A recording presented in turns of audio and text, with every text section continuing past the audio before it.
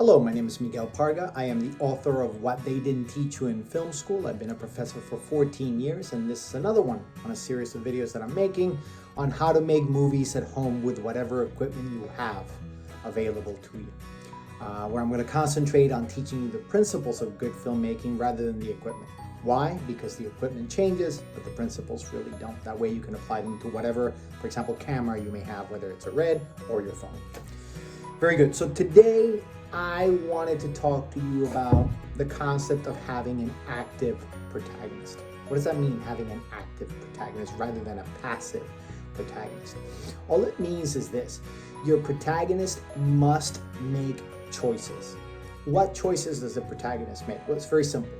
We learned from a previous video that everything in a movie happens through conflict, and that the first major problem that the protagonist encounters is called the inciting incident. The inciting incident has a dilemma in it, and a dilemma is a problem with two choices, a choice that's bad and another choice that's also bad. So from there, the movie starts. Basically, the protagonist sees what they want, they have an object of desire, and they're going to start making choices to try and get that what they want, which they want. Okay? These choices are going to drive the plot forward. Okay? Each scene on your movie, whether your movie has 100 scenes or your movie has 3 scenes, each scene must have at least one choice. At least one. Some scenes have more than one choice. Okay? And here's a little mechanism that's going to help you propel the story forward. When a protagonist makes a choice, they have an expectation of what's going to happen after they make that choice, right? They decide that they're going to uncover a particular clue and they think they're going to solve the crime, right? That's what they expect. Well, whatever they expect, they cannot get. Okay? You must deny them what they want. You deny it to them until the end.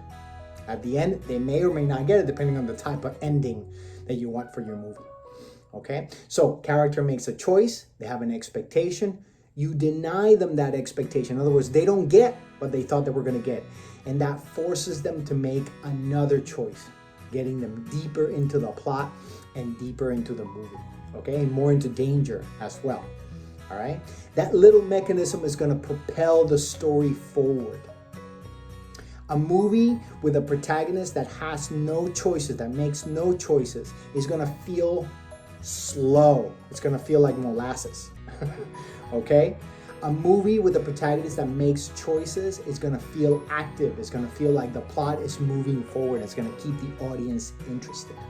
Now, sometimes some of those choices have repercussions. Obviously, all of those choices must have repercussions, but sometimes those repercussions are huge. Sometimes they reveal certain things that we didn't know before. Okay? That makes that scene what we call a revelation scene. So for example, an example that I love to give is the example from The Matrix. So Neo is asked to make a choice. Take the blue pill, stay in the Matrix, take the red pill, get out of the Matrix, right? He chooses the red pill.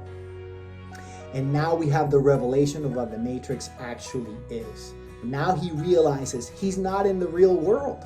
He's living inside of a computer program. His body is actually in a cocoon somewhere with a bunch of other bodies that are just giving energy to the machines that now control the earth, right? So that's a huge revelation. Another great example of a revelation is the scene at the end of The Empire Strikes Back, where Luke is fighting Darth Vader, right? And Darth Vader tells him, "Luke, I am your father."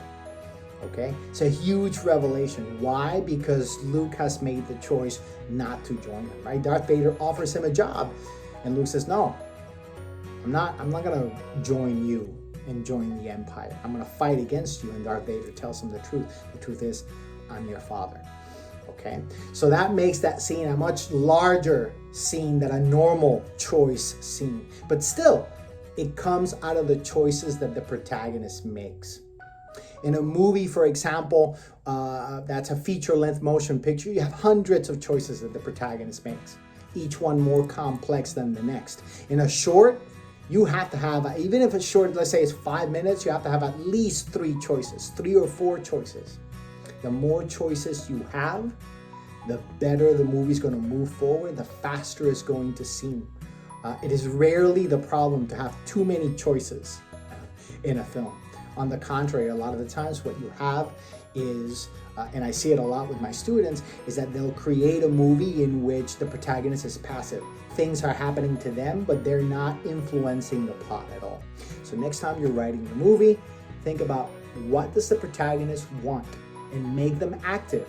They have to make choices to try and get that object of desire. It'll make your movie a lot better.